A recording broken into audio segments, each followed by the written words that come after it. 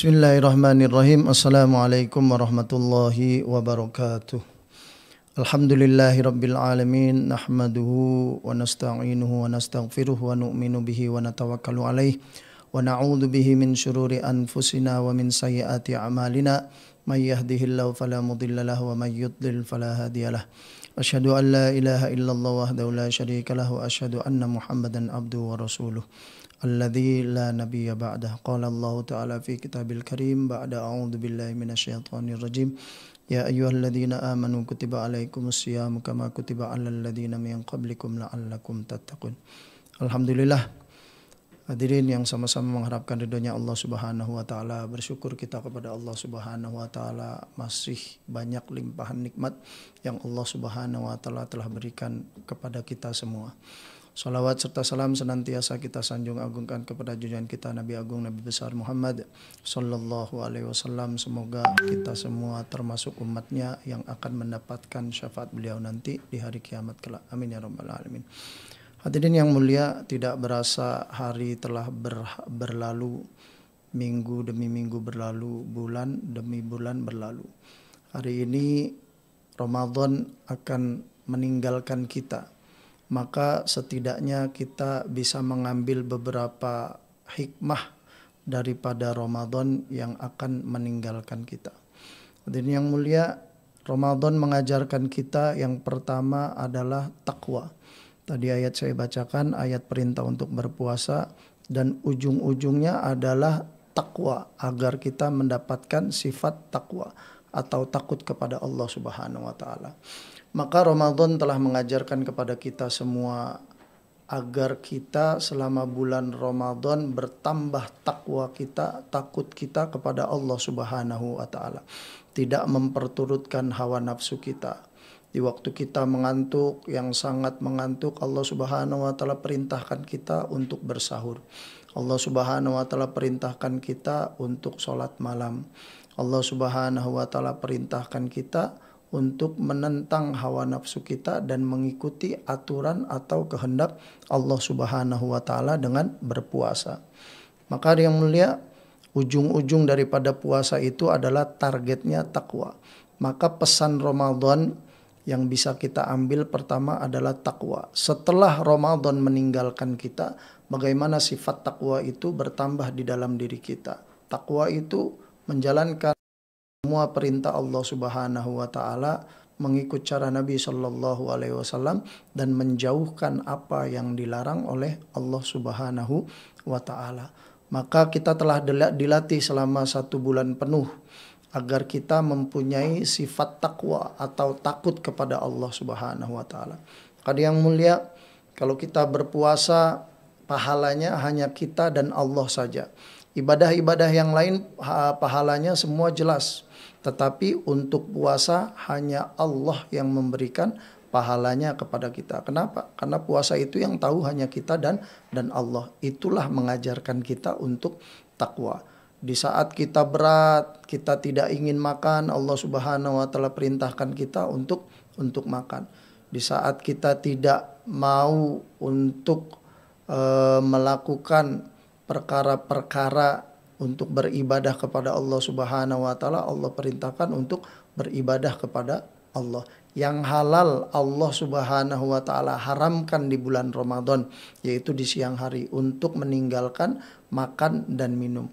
Ini semua untuk mengajarkan kita apa? Untuk kita bertambah takwa kita kepada Allah Subhanahu wa taala.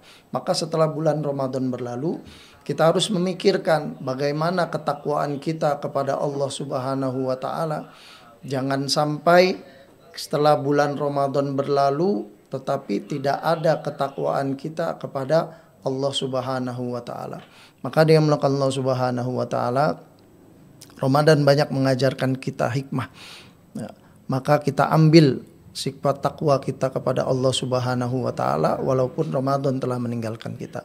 Yang kedua, hal yang melakukan Allah Subhanahu wa taala, hikmah daripada Ramadan itu adalah kita ujung-ujung daripada berpuasa, akhir-akhirnya kena kewajiban untuk membayar zakat. Membayar zakat fitrah dan juga zakat mal, ya, yang sudah mencapai haul dan juga nisab. Apa hikmahnya? Artinya segala ibadah yang Allah Subhanahu wa taala perintahkan kepada kita, ujung-ujungnya kita harus peduli kepada sesama. Bulan Ramadan hubungan kita kepada Allah Subhanahu wa taala, ujung-ujungnya kita diperintahkan untuk membayar zakat dari setiap nafs atau diri yang hidup. Sampai bayi yang baru lahir pun di bulan Ramadan, maka dia punya kewajiban untuk bayar zakat. Dan juga ibadah haji, kita mendekatkan diri kepada Allah Subhanahu wa taala, perintah Allah Subhanahu wa taala. Ujung-ujungnya kalau kita melanggar maka kita kena dam, dan kita wajib untuk membayar dam tersebut dengan menyembelih kambing atau domba. Dan banyak lagi ibadah-ibadah yang lain, ujung-ujungnya bukan hanya kita kepada Allah, tetapi ujung-ujungnya kita juga mesti peduli kepada sesama kita. Nah, bulan Ramadan mengajarkan kita juga untuk kita peduli kepada sesama, yaitu dengan kita membayar zakat. Jadi ibadah kepada Allah Subhanahu wa taala juga kepada manusia. Ya.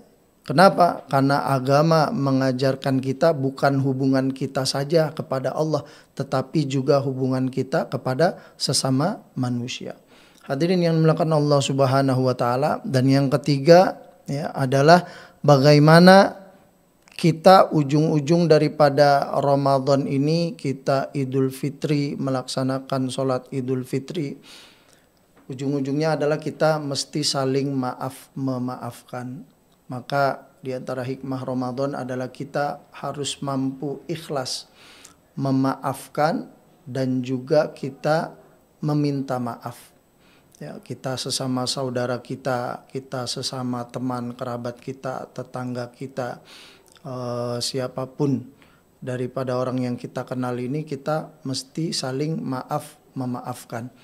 Kenapa hadirin Allah Subhanahu wa taala, setelah ibadah kita kepada Allah baik dan juga kepada sesama manusia kita baik, maka kita jangan sampai di akhirat menjadi orang yang muflis. Kata Nabi SAW, atadruna manil muflis? Apakah kalian tahu siapakah orang yang muflis itu? Orang yang muflis itu adalah, kata sahabat, adalah orang yang tidak punya harta, dia punya perniagaan, tetapi perniagaannya bangkrut. Kata Nabi SAW, bukan itu muflis. Orang yang muflis adalah orang yang nanti dia datang dengan amalan-amalannya di akhirat kelak. Amalan sholatnya, amalan zakatnya, sodakohnya, bacaan Qur'annya. Dia baik amalannya kepada Allah Subhanahu wa ta'ala. Tetapi amalannya dengan sesama manusia, dia menzalimi manusia, dia menyakiti manusia, dia menghina manusia. Maka ini akan menjadi orang yang muflis. Kenapa? Banyak amalannya, tetapi di akhirat nanti dia akan datang, hadiah mulia, orang-orang menuntut kepadanya. Kenapa? Manusia dizolimi oleh dia, manusia disakiti hatinya oleh dia. Maka dia akan menuntut, ya Allah, dia dulu di dunia telah menzolimi saya. Maka diminta, akhirnya diberikan pahalanya. Pahalanya habis, maka dosa orang-orang yang menuntutnya akan ditimpakan kepada orang tersebut. Maka orang tersebut menjadi orang yang muflis atau yang bangkrut. Maka bulan Ramadan ini mengajarkan kita untuk kita bermaafan dan saling memaafkan. Kita meminta maaf jika kita ada salah, dan juga kita memaafkan jika ada saudara kita yang salah kepada kita. Ingat hadiah yang mulia, kalau dosa kita kepada Allah, kita cukup bertobat dan memohon ampun kepada Allah. Tapi dosa kita kepada manusia, tidak cukup hanya mohon ampun kepada Allah, tapi perlu kita meminta maaf sebelumnya dan menunaikan haknya, baru kita bisa minta maaf kepada Allah Subhanahu wa ta'ala. Maka hadiah yang mulia, setelah bulan Ramadan ini bagaimana kita sama-sama bertambah takwa kita kepada Allah, peduli kita kepada sesama manusia, dan kita mau saling maaf dan memaafkan. Mudah-mudahan tausiah yang singkat ini ada manfaatnya, khususnya untuk diri pribadi saya dan juga untuk saudara-saudara sekalian. Alhamdulillahirabbil alamin. Wassalamualaikum warahmatullahi wabarakatuh.